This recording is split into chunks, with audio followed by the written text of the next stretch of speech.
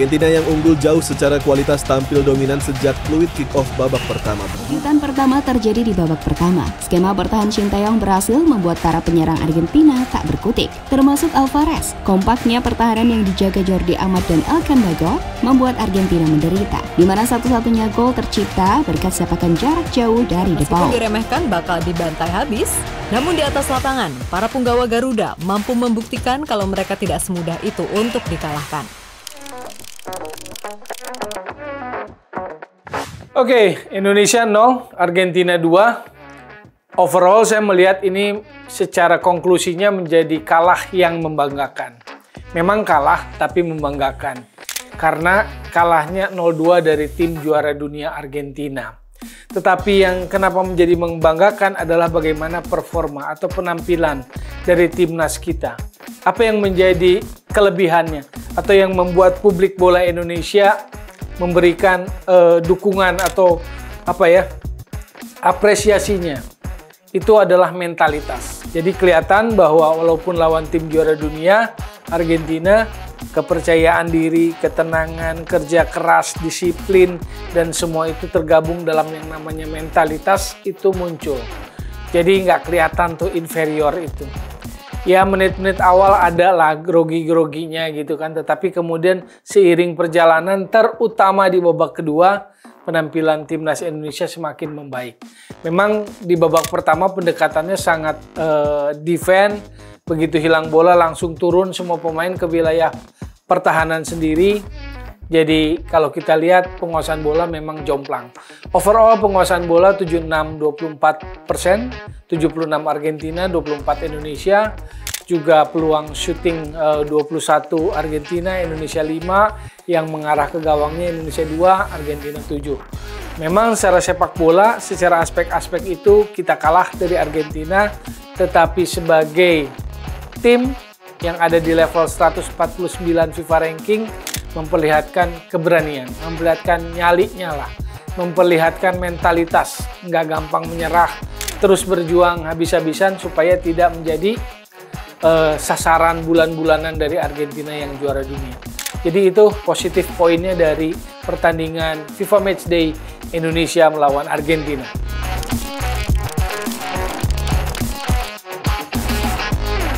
Ya, saya melihat bahwa Argentina meski tidak dengan kekuatan terbaiknya, artinya memang pelatih Lionel Scaloni melakukan rotasi, memainkan pemain-pemain yang selama ini jarang mendapatkan kesempatan bermain, tetap dalam level keseriusan yang maksimal lah.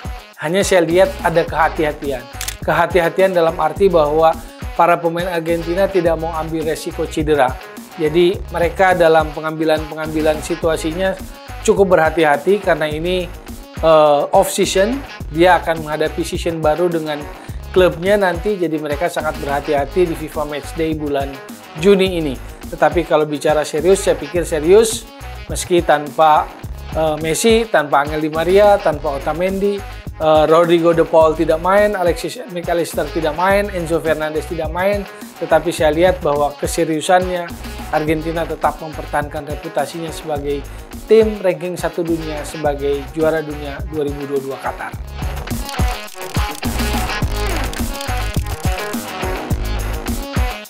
Secara sepak bola, pertandingan uji coba friendly match FIFA Matchday melawan tim sekaliber Argentina tentu tidak mudah.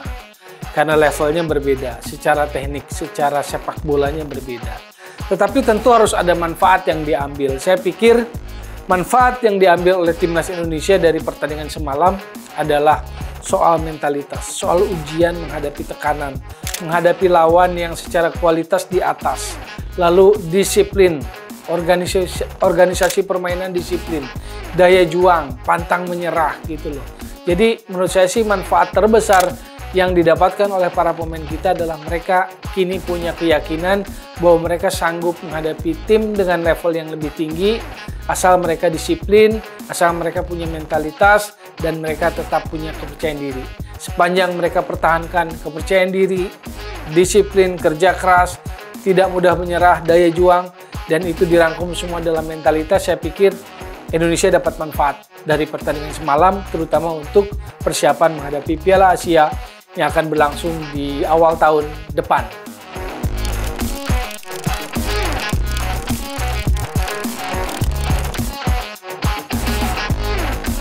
Overall karena bermain sangat defense, saya pikir kita harus mengapresiasi semua pemain Indonesia. Semua pemain Indonesia punya kontribusi yang bagus karena bisa bermain secara compact, solid gitu loh. Pertahanannya menjadi sangat compact dan kemudian pemain Argentina kesulitan mendapatkan ruang untuk menembus pertahanan Indonesia.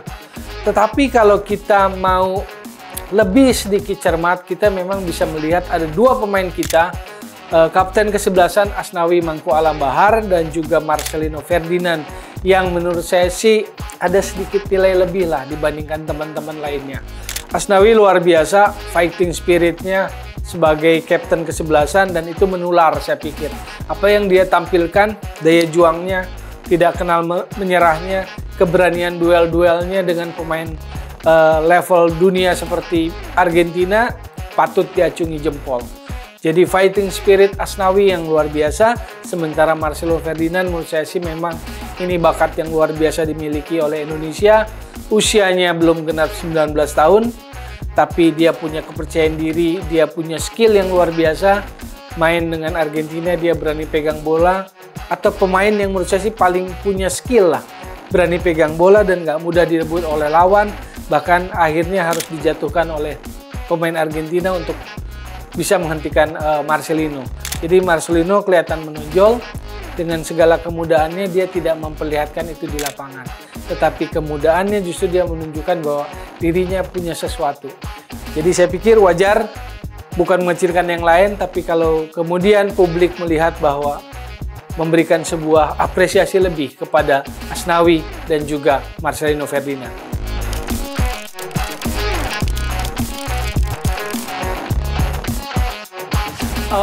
Peluang pemain kita di lirik negara luar memang tidak serta-merta.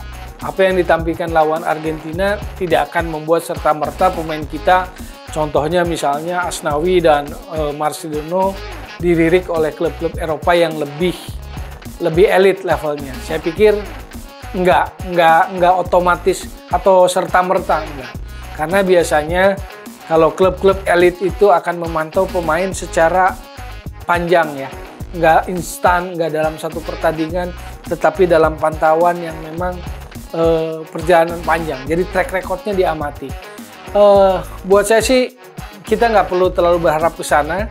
Toh misalnya Asnawi sekarang sudah di Korea juga bermainnya, Marcelino juga main di Belgia meski di level 2, tetapi pertandingan semalam makin memberikan gambaran bahwa pemain-pemain kita punya potensi, tetapi yang saya meluruskan adalah tidak serta-merta karena pertandingan semalam terus langsung pemain kita dilirik oleh klub-klub Eropa, terutama Eropa papan atas gitu.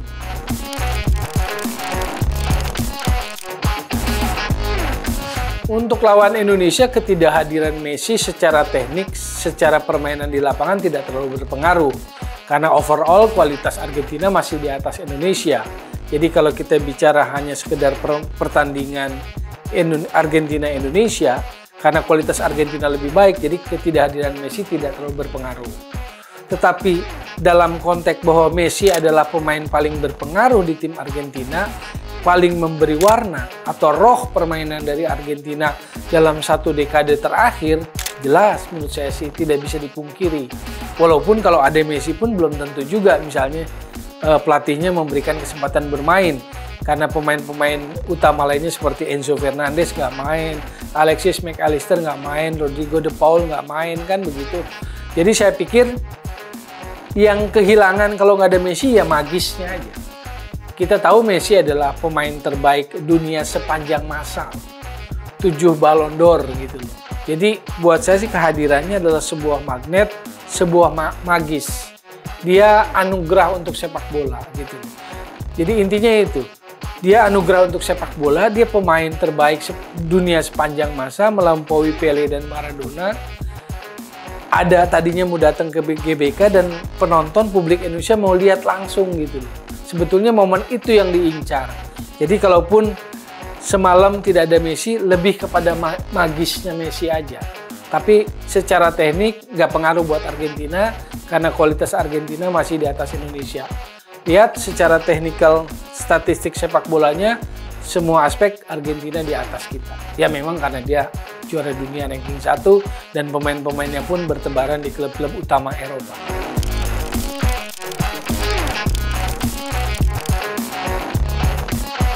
Soal ketidakhadiran Messi yang paling tahu tentu pihak PSSI lah yang menjalin kontrak dengan Argentina. Saya pikir mereka lah yang paling tahu. Kita nggak bisa menebak-nebak apakah ada persyaratan atau tidak. Cuma sebetulnya pertanyaan logika umumnya kan begini. Ketika PSSI menjalin kontrak atau deal dengan Argentina untuk melaksanakan FIFA Matchday di Jakarta, di GBK, pihak PSSI kan bisa bertanya.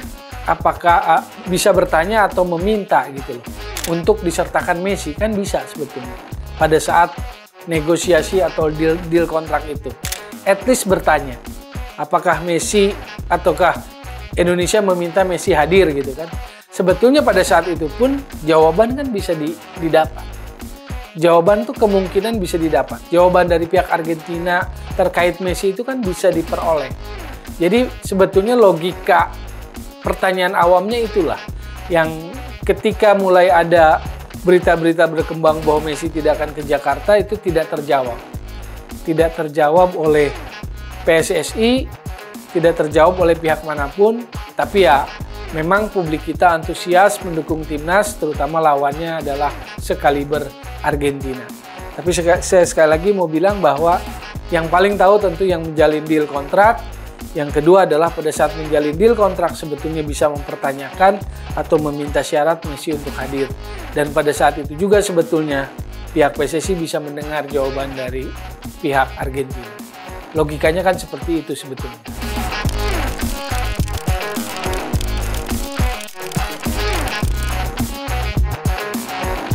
Ya, kalau Argentina Indonesia ini terkesan aroma politis memang tidak bisa terhindarkan, atau persepsi publik terhadap aroma politis itu tidak bisa ditiadakan atau dihindarkan atau dinafikan. Saya pikir tidak bisa juga gitu. Walaupun mungkin kalau kita bicara dengan atau dipertanyakan kepada Erick Thohir, Ketua Umum PSSI maupun PSSI, pasti ditolak mentah-mentah gitu. Tapi publik melihat persepsi itu berdasarkan pemberitaan, berdasarkan gambar-gambar yang muncul di televisi, di media sosial yang tersebar, memang kelihatan ini pencitraan yang luar biasa atau nggak bisa nggak bisa ditiadakan bahwa publik melihat persepsi ada pencitraan yang kuat dari seorang Erick Thohir lewat kedatangan Argentina ini. Karena ini memang momen yang besar. Dan saya pikir siapa yang bisa bantah bahwa pertandingan Argentina dan Indonesia ini menyedot perhatian publik luar biasa, dan sosok sentral yang berhasil mendatangkan Argentina kan Erick Thohir. Dan ini artinya secara strategis dia berhasil melakukan pencitraan yang luar biasa dalam konteks atau dalam proses isu besar di luar sepak bola bahwa Erick Thohir adalah salah satu calon cawapres di 2024. Tidak terhindarkan. Bahkan di lapangan pun kan ada banyak sosok-sosok elit politik di negeri ini. Jadi ya nggak mungkin lah. Persepsi itu sudah terlanjur, sudah terekam oleh publik dan nggak bisa ditiadakan serta-merta seperti itu. Jadi menurut saya sih tidak terhindarkan. Persepsi bahwa ini ada aroma politis, ada kepentingan pencitraan untuk kepentingan politis dan sebagainya. Ya itulah sepak bola Indonesia. Bahkan bukan kali ini saja, yang Piala Dunia U20 pun kan faktor gagalnya dianggap sebagai faktor politis juga.